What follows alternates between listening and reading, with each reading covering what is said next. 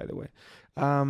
Do you think that the city, with all of the change that has gone through, is still attractive for artists, especially with the reach of internet and everything that you can do from wherever you are in the world? Attractive in the sense that if there was someone outside Hong Kong asking me, should I come to Hong Kong and be an artist, I would say no. Okay. I would say I'm very lucky that I've been here since, and I've now been a full-time artist for 6 years. Before that, I guess it was a side hustle, and I'm lucky with how it's gone for me. I cannot say everyone that is an artist here has, and there's things obviously that I am unhappy with, and like everyone in their life, they have things that they would like to change or improve. But I am feeling very fortunate as compared to how I felt maybe a couple of years ago when I was starting out, and I was thinking, oh, maybe if I lived in Brooklyn, like where I see all these other artists I aspire to be, that's where they got their start, and I would, have a faster career trajectory or whatever. It depends on how you define success, and I think I started to realize that I have to define success my way. What do I view as being a successful artist, and what are my goals? And then I started to realize I'm in a very good place here. It's almost like, I'm not saying I'm a big fish in a small pond, but I would be a very, very, very small fish, I think, somewhere like Brooklyn or the places I used to think where there are more artists, because there are fewer artists here because it is more difficult. And so there also is that chance to get more exposure, I guess, if you are one of those artists that kind of fights their way through or whatever it is. Yes, I think you see it from a point of view, because you are. I don't feel that you're the type of person that will define yourself as being very talented, but from my point of view, you do very cool stuff. And not everyone does really cool stuff. But no, I get what you're saying. How do you find success?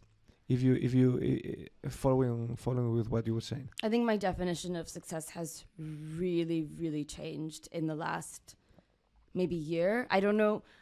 We were also talking before we started recording about a bit about astrology and mapping, and I'm not very well versed or aware of these things, but I am aware that a friend told me around age 28, 29, there's is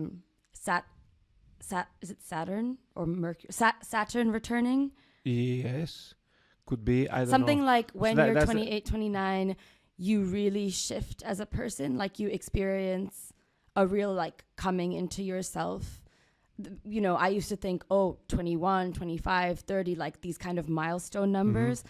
I did not realize she was so right. 28, 29 has been a big shift for me internally. I think it's just feeling more comfortable in myself and being more aware of what I think actually makes me happy, and then also with that what I think of success and what I think now is versus many years ago. I think when I started out, I was like, okay, being a successful artist would be working with a really reputable gallery and showing at Art Basel and having a Wikipedia page and being in whatever. And now I think it is creating art that I want to create, that I find meaningful, that I want to share with the world. Hopefully having that art bought, because I do need to make money.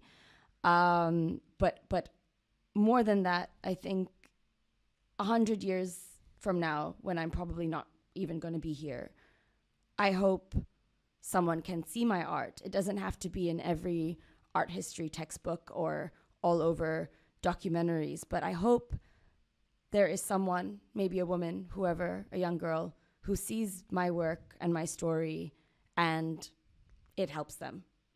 And with that, I hope my art continues to exist for a long time after I'm not here. And I also think success doesn't mean just your career and just doing one thing. And I think for so long I've been like, okay, this is the box. You have to work at it day and night. That like starving artist mentality was not something I ever wanted to be because of my history with an eating disorder. I cannot be starving, but at least, you know, giving it your all, I realized how burnt out I was getting. And now over the last few years, I've cultivated like, I am painting. That is my main bread and butter, but I'm also doing design work. I'm doing client work for people that I enjoy working with. A lot of it is F&B in Hong Kong. So me and my partner established this creative agency. So I do design work and he does photography. And excuse me, somewhere down the line, I don't know if this is, you know, going to be what we do forever, but I'm really happy doing it now. And who knows where all of this might take us in the future. That's super cool. And yeah, I think it's a very mature reply that is not easy to arrive to be frank. I say that with the utmost admiration because I've been trying to redefine the meaning of success for myself, because sometimes you get into a certain type of wheel that you think is what you desire, and then it's very tough when I actually realize that was not the place you wanted to be in. Absolutely. But so, no, I respect that.